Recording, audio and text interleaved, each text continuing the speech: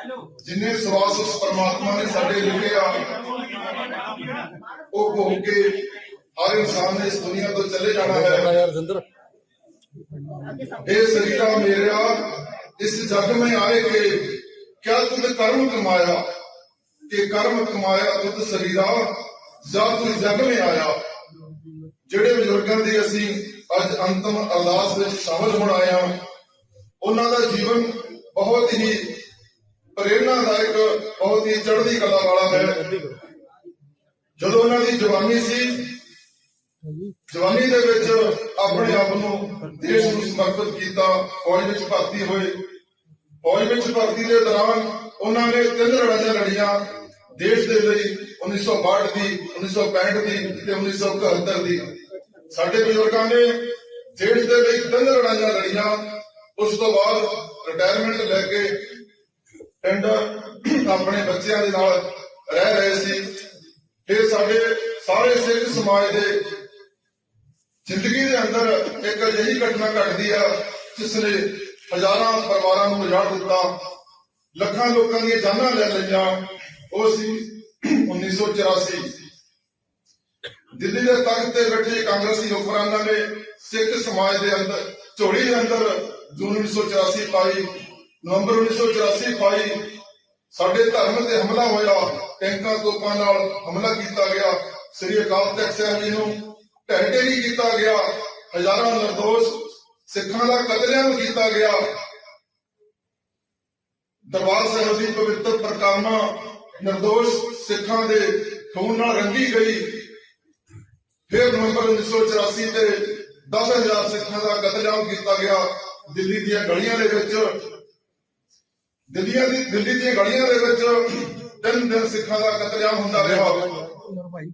3 ਦਿਨ ਦੇ ਕਤਲੇਆਮ ਤੋਂ ਬਾਅਦ ਉਸ ਕਤਲੇਆਮ ਦੇ ਕਾਰਨ ਵਾਲੇ ਮੁਖੀ ਰਾਜੀਵ ਗਾਂਧੀ ਘਰੋਂ ਬਾਹਰ ਨਿਕਲ ਕੇ, ਆਪਣੇ ਮਹਿਲ ਤੋਂ ਬਾਹਰ ਨਿਕਲ ਕੇ ਇਹ ਗੱਲ ਕਹਿੰਦਾ ਹੈ ਕਿ ਜਦੋਂ ਕੋਈ ਦਰਖਤ ਗਿਰਦਾ ਤਾਂ ਧਰਤੀ ਹਿਲਦੀ ਹੈ ਤਾਂ ਹਜ਼ਾਰਾਂ ਲੋਕ ਮਾਰੇ ਜਾਂਦੇ ਨੇ।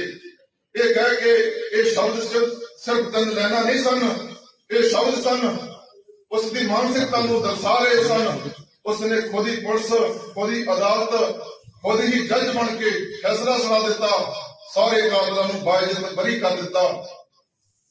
ਇਸ ਘਟਨਾ ਨੇ ਸਮੁੱਚੇ ਸਿੱਖ ਸਮਾਜ ਨੂੰ ਬਹੁਤ ਗਹਿਰੇ ਜ਼ਖਮ ਦਿੱਤੇ, ਕਦੇ ਨਾ ਭਰੇ ਜਾਣ ਵਾਲੇ ਸਦੀਵੀ ਜ਼ਖਮ ਦਿੱਤੇ। ਖਾਲਸਾ ਜੀ, ਜਦੋਂ ਦਿੱਲੀ ਦੇ ਤਖਤ ਤੇ ਬੈਠੇ ਹੁਕਮਰਾਨਾਂ ਨੇ ਸਾਨੂੰ ਇਨਸਾਫ ਦੇਣ ਤੋਂ ਇਨਕਾਰ ਕੀਤਾ, ਪੰਜਾਬ ਦੀ ਧਰਤੀ ਤੋਂ ਹਜ਼ਾਰਾਂ ਗੈਰਕਾਨੂੰਨ ਸਿੱਖ ਨੌਜਵਾਨਾਂ ਦੇ ਹੱਥ ਹਥਿਆਰਾਂ ਤੱਕ ਚਲੇ ਗਏ। ਉਹਨਾਂ ਨੌਜਵਾਨਾਂ ਦੇ ਵਿੱਚ ਗੁਰੂ ਫਤਿਹ ਪ੍ਰਵਾਨ ਹੋਵੇ ਜੀ। ਵਾਹਿਗੁਰੂ ਜੀ ਕਾ ਖਾਲਸਾ, ਵਾਹਿਗੁਰੂ ਜੀ ਕੀ ਫਤਿਹ। ਖਾਲਸਾ ਜੀ, ਜਿੰਨੇ ਸਵਾਸ ਉਸ ਪਰਮਾਤਮਾ ਨੇ ਸਾਡੇ ਲਿਖੇ ਆ ਉਹ ਭੋਗ ਕੇ ਹਰ ਇਨਸਾਨ ਨੇ ਇਸ ਦੁਨੀਆ ਤੋਂ ਚਲੇ ਜਾਣਾ ਹੈ। ਇਹ शरीरा मेरा इस जग में आए के क्या तुझ कर्म कमाया कि कर्म कमाया तुझ शरीरा जा तू जग में आया। ਜਿਹੜੇ ਬਜ਼ੁਰਗਾਂ ਦੀ ਅਸੀਂ ਅੱਜ ਅੰਤਮ ਅਰਦਾਸ ਵਿੱਚ ਸ਼ਾਮਲ ਹੋਣ ਆਏ ਹਾਂ, ਉਹਨਾਂ ਦਾ ਜੀਵਨ ਬਹੁਤ ਹੀ ਪ੍ਰੇਰਨਾਦਾਇਕ, ਬਹੁਤ ਹੀ ਚੜ੍ਹਦੀ ਕਲਾ ਵਾਲਾ ਹੈ। ਜਦੋਂ ਉਹਨਾਂ ਦੀ ਜਵਾਨੀ ਸੀ, ਜਵਾਨੀ ਦੇ ਵਿੱਚ ਆਪਣੇ ਆਪ ਨੂੰ ਦੇਸ਼ ਨੂੰ ਸਮਰਪਿਤ ਕੀਤਾ, ਫੌਜ ਵਿੱਚ ਭਰਤੀ ਹੋਏ। ਫੌਜ ਵਿੱਚ ਭਰਤੀ ਦੇ ਦੌਰਾਨ ਉਹਨਾਂ ਨੇ 3 ਲੜਾਈਆਂ ਲੜੀਆਂ ਦੇਸ਼ ਦੇ ਲਈ, 1962 ਦੀ, 1965 ਦੀ ਤੇ 1971 ਦੀ। ਸਾਡੇ ਬਜ਼ੁਰਗਾਂ ਨੇ ਦੇਸ਼ ਦੇ ਲਈ 3 ਲੜਾਈਆਂ ਲੜੀਆਂ। ਉਸ ਤੋਂ ਬਾਅਦ ਰਿਟਾਇਰਮੈਂਟ ਲੈ ਕੇ ਪਿੰਡ ਆਪਣੇ ਬੱਚਿਆਂ ਦੇ ਨਾਲ ਰਹਿ ਰਹੇ ਸੀ। ਫਿਰ ਸਾਡੇ ਸਾਰੇ ਸਿੱਖ ਸਮਾਜ ਦੇ ਜ਼ਿੰਦਗੀ ਦੇ ਅੰਦਰ ਇੱਕ ਅਜਿਹੀ ਘਟਨਾ ਘਟਦੀ ਆ ਜਿਸ ਨੇ ਹਜ਼ਾਰਾਂ ਪਰਿਵਾਰਾਂ ਨੂੰ ਉਜਾੜ ਦਿੱਤਾ, ਲੱਖਾਂ ਲੋਕਾਂ ਦੀਆਂ ਜਾਨਾਂ ਲੈ ਲਈਆਂ। ਉਹ ਸੀ 1984। ਦਿੱਲੀ ਦੇ ਤਖਤ ਤੇ ਬੈਠੇ ਕਾਂਗਰਸੀ ਹੁਕਮਰਾਨਾਂ ਨੇ ਸਿੱਖ ਸਮਾਜ ਦੇ ਅੰਦਰ ਝੋਲੀ ਦੇ ਅੰਦਰ ਜੂਨ 1984 ਪਾਈ, ਨਵੰਬਰ 1984 ਪਾਈ। ਸਾਡੇ ਧਰਮ ਤੇ ਹਮਲਾ ਹੋਇਆ, ਟੈਂਕਾਂ ਤੋਪਾਂ ਨਾਲ ਹਮਲਾ ਕੀਤਾ ਗਿਆ। ਸ੍ਰੀ ਅਕਾਲ ਤਖਤ ਸਾਹਿਬ ਜੀ ਨੂੰ ਢਹਿ ਢੇਰੀ ਕੀਤਾ ਗਿਆ। ਹਜ਼ਾਰਾਂ ਨਿਰਦੋਸ਼ ਸਿੱਖਾਂ ਦਾ ਕਤਲੇਆਮ ਕੀਤਾ ਗਿਆ। ਦਰਬਾਰ ਸਾਹਿਬ ਦੀ ਪਵਿੱਤਰ ਪ੍ਰਕਾਰਨਾ ਨਿਰਦੋਸ਼ ਸਿੱਖਾਂ ਦੇ ਖੂਨ ਨਾਲ ਰੰਗੀ ਗਈ। ਫਿਰ ਨਵੰਬਰ 1984 ਤੇ 10,000 ਸਿੱਖਾਂ ਦਾ ਕਤਲੇਆਮ ਕੀਤਾ ਗਿਆ ਦਿੱਲੀ ਦੀਆਂ ਗਲੀਆਂ ਦੇ ਵਿੱਚ। ਦਿੱਲੀ ਦੀਆਂ ਗਲੀਆਂ ਦੇ ਵਿੱਚ 3 ਦਿਨ ਸਿੱਖਾਂ ਦਾ ਕਤਲੇਆਮ ਹੁੰਦਾ ਰਿਹਾ। 3 ਦਿਨ ਦੇ ਕਤਲੇਆਮ ਤੋਂ ਬਾਅਦ ਉਸ ਕਤਲੇਆਮ ਦੇ ਕਰਨ ਵਾਲੇ ਦੇ ਮੁਖੀ ਰਾਜੀਵ ਗਾਂਧੀ ਘਰੋਂ ਬਾਹਰ ਨਿਕਲ ਕੇ, ਆਪਣੇ ਮਹਿਲ ਤੋਂ ਬਾਹਰ ਨਿਕਲ ਕੇ ਇਹ ਗੱਲ ਕਹਿੰਦਾ ਹੈ ਕਿ ਜਦੋਂ ਕੋਈ ਦਰਖਤ ਗਿਰਦਾ ਤਾਂ ਧਰਤੀ ਹਿਲਦੀ ਹੈ ਤਾਂ ਹਜ਼ਾਰਾਂ ਲੋਕ ਮਰ ਜਾਂਦੇ ਨੇ। ਇਹ ਕਹਿ ਕੇ ਇਹ ਸ਼ਬਦ ਸਿਰਫ 3 ਲਾਈਨਾਂ ਨਹੀਂ ਸਨ, ਇਹ ਸ਼ਬਦ ਸਨ ਉਸ ਦੀ ਮਾਨਸਿਕਤਾ ਨੂੰ ਦਰਸਾ ਰਹੇ ਸਨ। ਉਸਨੇ ਖੁਦ ਹੀ ਪੁਲਿਸ, ਖੁਦ ਹੀ ਅਦਾਲਤ, ਖੁਦ ਹੀ ਜੱਜ ਬਣ ਕੇ ਫੈਸਲਾ ਸੁਣਾ ਦਿੱਤਾ, ਸਾਰੇ ਕਾਤਲਾਂ ਨੂੰ ਬਾਇਜ਼ਤ ਬਰੀ ਕਰ ਦਿੱਤਾ। ਇਸ ਘਟਨਾ ਨੇ ਸਮੁੱਚੇ ਸਿੱਖ ਸਮਾਜ ਨੂੰ ਬਹੁਤ ਗਹਿਰੇ ਜ਼ਖਮ ਦਿੱਤੇ, ਕਦੇ ਨਾ ਭਰੇ ਜਾਣ ਵਾਲੇ ਸਦੀਵੀ ਜ਼ਖਮ ਦਿੱਤੇ। ਖਾਲਸਾ ਜੀ, ਜਦੋਂ ਦਿੱਲੀ ਦੇ ਤਖਤ ਤੇ ਬੈਠੇ ਹੁਕਮਰਾਨਾਂ ਨੇ ਸਾਨੂੰ ਇਨਸਾਫ ਦੇਣ ਤੋਂ ਇਨਕਾਰ ਕੀਤਾ, ਪੰਜਾਬ ਦੀ ਧਰਤੀ ਤੋਂ ਹਜ਼ਾਰਾਂ ਗੈਰ ਕਾਨੂੰਨੀ ਸਿੱਖ ਨੌਜਵਾਨਾਂ ਦੇ ਹੱਥ ਹਥਿਆਰਾਂ ਤੱਕ ਚਲੇ ਗਏ। ਉਹਨਾਂ ਨੌਜਵਾਨਾਂ ਦੇ ਵਿੱਚ ਸਾਡੇ ਬਜ਼ੁਰਗ ਜਸਵੰਤ ਸਿੰਘ ਜੀ ਦਾ ਬੇਟਾ ਭਾਈ ਹਰਪਿੰਦਰ ਸਿੰਘ ਗੋਲਡੀ ਵੀ ਉਸ ਸੰਘਰਸ਼ ਦੇ ਵਿੱਚ ਸ਼ਾਮਲ ਹੋਇਆ। 18 ਸਾਲ ਦੀ ਉਮਰ ਦੇ ਵਿੱਚ ਭਾਈ ਹਰਪਿੰਦਰ ਸਿੰਘ ਗੋਲਡੀ ਕੌਮ ਦੀ ਸੇਵਾ ਕਰਦੇ ਹੋਏ ਸ਼ਹਾਦਤ ਨੂੰ ਪ੍ਰਾਪਤ ਹੋ ਗਏ। ਉਹਨਾਂ ਦੇ ਸੰਘਰਸ਼ ਵਿੱਚ ਸ਼ਾਮਲ ਹੋਣ ਦੇ ਕਾਰਨ ਪਰਿਵਾਰ ਨੂੰ ਬਹੁਤ ਹੀ ਕਸ਼ਟ ਸਹਿਣੇ ਪਏ, ਦੁੱਖ ਸਹਿਣੇ ਪਏ। ਸਾਡੇ ਬਜ਼ੁਰਗਾਂ ਦੇ ਕੇਸ ਪਾ ਕੇ ਜੇਲ੍ਹ ਭੇਜ ਦਿੱਤਾ ਗਿਆ। ਇਸੇ ਦੌਰਾਨ ਸਾਡੀ ਭੈਣ ਬੀਬੀ ਅਮਨਦੀਪ ਕੌਰ ਜੀ ਨੂੰ ਸਾਡੇ ਘਰ ਆ ਕੇ ਗੋਲੀਆਂ ਮਾਰੀਆਂ ਗਈਆਂ। ਇਸ ਸੰਘਰਸ਼ ਦੇ ਦੌਰਾਨ ਮੇਰੀ ਮੁਲਾਕਾਤ ਭਾਈ ਹਰਪਿੰਦਰ ਸਿੰਘ ਗੋਲਡੀ ਦੇ ਨਾਲ ਹੁੰਦੀ ਹੈ। ਉਹ ਮੁਲਾਕਾਤ ਮੈਨੂੰ ਉਹਨਾਂ ਦੀ ਸ਼ਹਾਦਤ ਤੋਂ ਬਾਅਦ ਖਿੱਚ ਕੇ ਪਰਿਵਾਰ ਤੱਕ ਲੈ ਜਾਂਦੀ ਹੈ। ਫਿਰ ਮੈਂ ਉਸ ਪਰਿਵਾਰ ਦਾ ਹਿੱਸਾ ਬਣ ਕੇ ਜਸਵੰਤ ਸਿੰਘ ਜੀ ਅਤੇ ਮਾਤਾ ਸੰਗੀਤ ਕੌਰ ਜੀ, ਭੈਣ ਕਮਲਦੀਪ ਕੌਰ ਮੈਨੂੰ ਆਪਣਾ ਭਰਾ ਤੇ ਬਜ਼ੁਰਗ ਮੈਨੂੰ ਆਪਣਾ ਬੇਟਾ ਬਣਾਉਂਦੇ ਨੇ।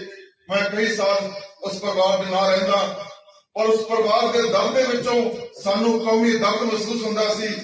ਮੈਂ ਤੇ ਕੌਮੀ ਸ਼ਹੀਦ ਭਾਈ ਦਿਲਾਵਰ ਸਿੰਘ ਅਕਸਰ ਜਦੋਂ ਬਜ਼ੁਰਗਾਂ ਨੂੰ ਮਿਲਣ ਵਾਸਤੇ ਪਿੰਡ ਜਾਂਦੇ ਸੀ, ਚੜ੍ਹਦੀ ਕਲਾ ਦੀ ਗੱਲਾਂ ਕਰਦੇ ਸੀ, ਕੌਮ ਤੇ ਹੋਏ ਜ਼ੁਲਮ ਦੀਆਂ ਗੱਲਾਂ ਕਰਦੇ ਸੀ।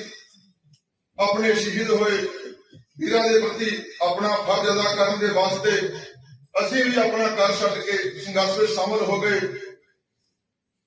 31 ਅਗਸਤ 1995 ਨੂੰ ਕੌਮੀ ਸ਼ਹੀਦ ਭਾਈ ਦਿਲਾਵਰ ਸਿੰਘ ਸ਼ਹਾਦਤ ਨੂੰ ਪ੍ਰਾਪਤ ਹੋ ਗਏ ਤੇ ਉਸ ਤੋਂ ਬਾਅਦ ਮੇਰੀ ਗ੍ਰਿਫਤਾਰੀ ਹੋ ਗਈ।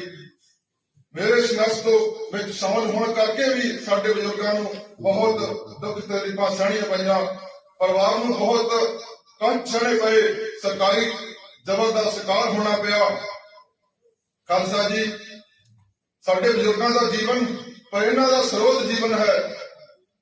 ਪਿਛਲੇ 26 ਸਾਲਾਂ ਤੋਂ ਮੇਰੇ ਪਿੱਛੇ ਮੇਰੀ ਭੈਣ ਮੇਰਾ ਜਰਨੈਲ ਬਣ ਕੇ, ਮੇਰੇ ਸੰਘਰਸ਼ ਦਾ ਜਰਨੈਲ ਬਣ ਕੇ ਮੇਰੇ ਨਾਲ, ਮੇਰੀ ਆਵਾਜ਼ ਬਣ ਕੇ ਮੇਰੇ ਨਾਲ ਲੜ ਰਹੀ ਹੈ। ਉਹ ਤਾਂ ਹੀ ਸੰਭਵ ਹੋ ਸਕਿਆ ਕਿਉਂਕਿ ਸਾਡੇ ਪਿੱਛੇ ਸਾਡੇ ਬਜ਼ੁਰਗਾਂ ਦੀ ਤਾਕਤ ਸੀ। ਉਹ ਐਸੀ ਤਾਕਤ ਸੀ, ਅਸੀਂ ਦਿੱਲੀ ਦੇ ਤਖਤ ਦੇ ਅੱਗੇ ਵੀ ਸਿਰ ਉੱਚਾ ਚੱਕ ਕੇ ਖੜ ਸਕੇ। ਸਾਡੇ ਬਜ਼ੁਰਗ 5 ਸਾਲ ਵਿੜੇ ਤੇ ਵੀ ਪਏ ਰਹੇ। ਉਹਨਾਂ ਦੇ ਦੋਨੋਂ ਬੱਚੇ ਸ਼ਹੀਦ ਹੋਏ। ਉਹਨਾਂ ਦੀ ਜ਼ਿੰਦਗੀ ਦੇ ਵਿੱਚ ਐਸੇ ਵਾਰ ਆਏ, ਦੋਨਾਂ ਬੱਚਿਆਂ ਦੀ ਅੰਤਮ ਸੰਸਕਾਰ ਕਰਨ ਦਾ ਉਹਨਾਂ ਨੂੰ ਇਜਾਜ਼ਤ ਨਹੀਂ ਮਿਲੀ, ਉਹਨਾਂ ਦੇ ਵਿੱਚ ਸ਼ਾਮਲ ਹੋਣ ਦੀ ਇਜਾਜ਼ਤ ਨਹੀਂ ਮਿਲੀ। ਬਹੁਤ ਕੌਮੀ ਕਸ਼ਟ ਸਹਿੰਦੇ ਹੋਏ ਸਾਡੇ ਬਜ਼ੁਰਗ 5 ਸਾਲ ਬਿਸਤਰੇ ਤੇ ਬਹਿ ਕੇ ਵੀ ਸਾਡੀ ਤਾਕਤ ਬਣੇ ਰਹੇ। ਮੈਂ ਇਹ ਸੰਘਰਸ਼ ਤਾਂ ਹੀ ਲੜ ਸਕਿਆ ਕਿਉਂਕਿ ਮੇਰੇ ਪਿੱਛੇ ਮੇਰੇ ਨਾਲ ਮੇਰੇ ਜਰਨੈਲ ਦੀ ਤਰ੍ਹਾਂ ਵਿਚਰਦੀ ਮੇਰੀ ਭੈਣ ਬੀਬੀ ਕਮਲਦੀਪ ਕੌਰ ਸੀ ਤੇ ਉਹਨਾਂ ਦੇ ਪਿੱਛੇ ਸਾਡੇ ਬਜ਼ੁਰਗ ਇੱਕ ਤਾਕਤ ਬਣ ਕੇ ਖੜੇ ਸਨ। ਖਾਲਸਾ ਜੀ, ਅੱਜ ਮੇਰੇ ਸੰਘਰਸ਼ ਦਾ ਇੱਕ ਥੰਮ ਗਿਰ ਗਿਆ ਹੈ। ਮੈਨੂੰ ਇਸ ਗੱਲ ਸਵੀਕਾਰ ਦੇ ਵਿੱਚ ਕੋਈ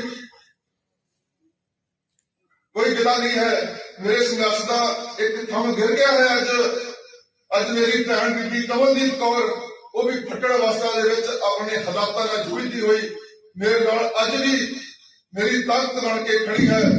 मैं उन्होंने बजुर्गों की अंतिम अरदास में मैनू शामिल होने का मौका मिला।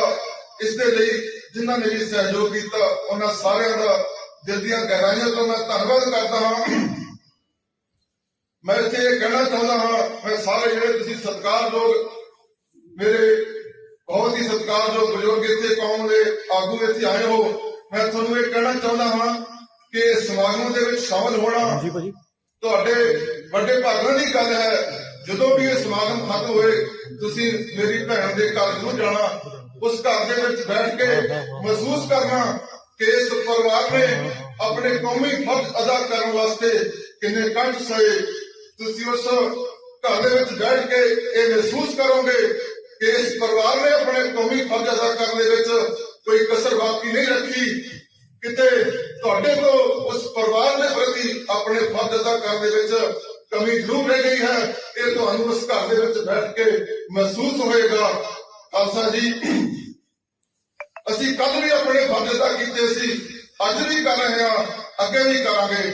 ਮੈਂ ਇੱਥੇ ਕਹਿਣਾ ਚਾਹੁੰਦਾ ਹਾਂ ਸਾਡੇ ਬਜ਼ੁਰਗਾਂ ਦੀ ਆਤਮਾ ਨੂੰ ਸ਼ਾਂਤੀ ਤਾਂ ਹੀ ਮਿਲੇਗੀ। ਮੈਂ ਇੱਥੇ ਖਾਲਸਾ ਪੰਥ ਨੂੰ ਇਹ ਸੰਦੇਸ਼ ਦੇਣਾ ਚਾਹੁੰਦਾ ਹਾਂ, ਅਕਾਲ ਪੁਰਖ ਵਿੱਚ ਵਿਸ਼ਵਾਸ ਦਾ ਪ੍ਰਤੀਕ ਅਕਾਲੀ, ਹਿੰਦੂ ਮੁਸਲਿਮ ਸਿੱਖ ਈਸਾਈ ਏਕਤਾ ਦਾ ਪ੍ਰਤੀਕ ਅਕਾਲੀ, ਸਾਰੇ ਧਰਮਾਂ ਦੇ ਸਤਿਕਾਰ ਦਾ ਪ੍ਰਤੀਕ ਅਕਾਲੀ, ਸਰਬ ਸਾਂਝੀ ਬਾਲਤਾ ਦਾ ਸੰਦੇਸ਼ ਅਕਾਲੀ। ਮੇਰੀ ਰੂਹ ਅਕਾਲੀ, ਮੇਰਾ ਦਿਲ ਅਕਾਲੀ। ਹਾਂ ਮੈਂ ਅਕਾਲੀ, ਹਾਂ ਮੈਂ ਅਕਾਲੀ ਚਾਹੁੰਦਾ ਹਾਂ। ਇਸ ਧਰਤੀ ਤੇ ਸਰਕਾਰ ਅਕਾਲੀ। ਖਾਲਸਾ ਜੀ ਬੋਲੇ ਸੋ ਨਿਹਾਲ।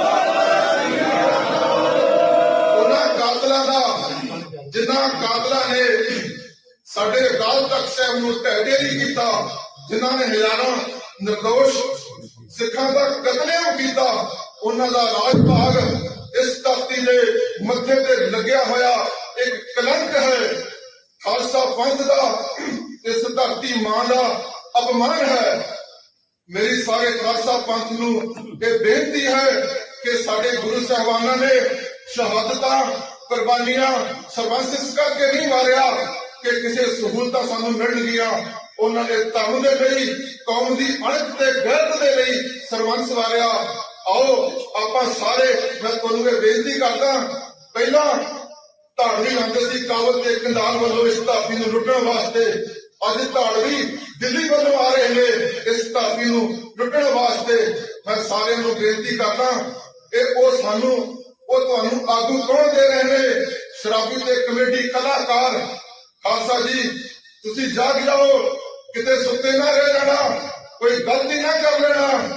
ਇਸ ਧਰਤੀ, ਇਹ ਧਰਤੀ ਪੀਰਾਂ ਪੈਗੰਬਰਾਂ ਦੀ, ਗੁਰੂਆਂ ਦੀ ਧਰਤੀ ਹੈ। ਇਹ ਯੋਧੇ ਮਹਾਬਲੀਆਂ ਦੀ ਧਰਤੀ ਹੈ। ਇਹ ਧਰਤੀ ਬਾਬਾ ਦੀਪ ਸਿੰਘ ਵਰਗੇ ਸਿਰਲੱਥ ਯੋਧਿਆਂ ਦੀ ਹੈ।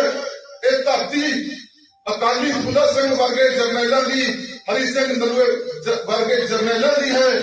ਇਸ ਧਰਤੀ ਤੇ ਉਹਨਾਂ ਕਾਤਲਾਂ ਦਾ ਰਾਜ ਭਾਗ, ਉਹਨਾਂ ਧਾੜਵੀਆਂ ਦਾ ਰਾਜ ਭਾਗ ਇਸ ਧਰਤੀ ਦੇ ਮੱਥੇ ਤੇ ਲੱਗਿਆ ਹੋਇਆ ਕਲੰਕ ਹੈ। ਆਓ ਇਸ ਕਲੰਕ ਨੂੰ ਮਿਟਾ ਦਈਏ। ਸਾਡੇ ਬਜ਼ੁਰਗਾਂ ਦੀ ਆਤਮਾ ਨੂੰ ਸ਼ਾਂਤੀ ਤਾਂ ਹੀ ਮਿਲੇਗੀ ਜਿਨ੍ਹਾਂ ਨੇ ਉਹਨਾਂ ਤੇ ਜ਼ੁਲਮ ਕੀਤੇ ਨੇ, ਜਿਨ੍ਹਾਂ ਨੇ ਸਾਡੇ ਪਰਿਵਾਰਾਂ ਨੂੰ ਉਜਾੜਿਆ। ਹਜ਼ਾਰਾਂ ਮੇਰੇ ਵੀਰ ਸ਼ਹੀਦ ਹੋਏ ਨੇ, ਉਹਨਾਂ ਦੀ ਆਤਮਾ ਨੂੰ ਸ਼ਾਂਤੀ ਤਾਂ ਹੀ ਮਿਲੇਗੀ ਜੇ ਇਹਨਾਂ ਦੀ ਇਸ ਰਾਜ ਭਾਗ ਦਾ, ਇਸ ਕਾਤਲ ਕਾਂਗਰਸ ਦੇ ਰਾਜ ਭਾਗ ਦਾ, ਇਸ ਧਰਤੀ ਤੋਂ, ਇਸ ਦੇਸ਼ ਤੋਂ ਇੱਕ ਸਿੱਖ ਦਾ ਫਰਜ਼ ਹੈ ਜਦੋਂ ਵੀ ਤੁਹਾਨੂੰ ਵੋਟ ਪਾਉਣ ਦਾ। ਜੇ ਤੁਸੀਂ ਨਹੀਂ ਲੜ ਸਕੇ, ਗੱਲ ਮੰਨੀ ਜਾ ਸਕਦੀ ਹੈ, ਲੇਕਿਨ ਵੋਟ ਪਾਉਣ ਦੇ ਅਧਿਕਾਰ ਦੀ ਵਰਤੋਂ ਕਰਦੇ ਸਮੇਂ ਇਸ ਵੋਟ ਪਾਉਣ ਦੇ ਅਧਿਕਾਰ ਨੂੰ ਆਪਣਾ ਹਥਿਆਰ ਸਮਝ ਕੇ ਉਹਨਾਂ ਕਾਤਲਾਂ ਦੇ ਖਿਲਾਫ ਵਰਤੋ। ਬੋਲੇ ਸੋ ਨਿਹਾਲ। ਸਤਿ ਸ੍ਰੀ ਅਕਾਲ। ਧਰਤੀ ਤੇ ਸ਼੍ਰੋਮਣੀ ਅਕਾਲੀ ਦਲ ਸਾਡੀ ਪੰਥ ਦੀ ਨੁਮਾਇੰਦਾ ਜਥੇਬੰਦੀ ਹੈ, ਸਾਡੇ ਪੁਰਖਿਆਂ ਦੀ ਵਿਰਾਸਤ ਹੈ। ਇਹ ਵਿਰਾਸਤ ਜਿੰਨੀ ਤਗੜੀ ਹੋਏਗੀ, ਜਿੰਨੀ ਮਜ਼ਬੂਤ ਹੋਏਗੀ, ਖਾਲਸਾ ਜੀ, ਉਨੇ ਹੀ ਸਾਡੇ ਹੱਕ ਸੁਰੱਖਿਅਤ ਰਹਿਣਗੇ। ਸਾਡੇ ਉਹਨਾਂ ਹਜ਼ਾਰਾਂ ਇਹਨਾਂ ਕਾਤਲਾਂ ਦੇ ਜ਼ੁਲਮ ਦਾ ਸ਼ਿਕਾਰ ਹੋਏ ਉਹਨਾਂ ਹਜ਼ਾਰਾਂ ਸ਼ਹੀਦਾਂ ਹਜ਼ਾਰਾਂ ਨਿਰਦੋਸ਼ ਸਿੱਖਾਂ ਦੀਆਂ ਆਤਮਾਵਾਂ ਨੂੰ ਸ਼ਾਂਤੀ ਤਾਂ ਹੀ ਮਿਲੇਗੀ ਜਦੋਂ ਇਹਨਾਂ ਕਾਤਲਾਂ ਦਾ ਰਾਜ ਭਾਗ ਇਸ ਧਰਤੀ ਤੋਂ ਖਤਮ ਹੋਵੇਗਾ।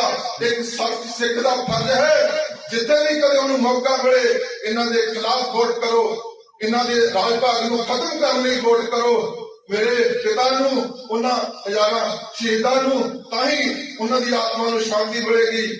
ਮੈਂ ਇੰਨਾ ਕੁਝ ਬੋਲਦਾ ਹੋਇਆ ਤੁਹਾਡੇ ਤੋਂ ਸਾਰਿਆਂ ਨੂੰ ਮੈਂ ਧੰਨਵਾਦ ਕਰਦਾ ਜਿਹੜੇ ਵੀ ਇੱਥੇ ਸਾਡੇ ਪਿਤਾ ਜੀ ਦੇ ਇਸ ਸਮਾਗਮ ਦੇ ਵਿੱਚ ਸ਼ਾਮਲ ਹੋਣ ਲਈ ਪਹੁੰਚੇ ਨੇ।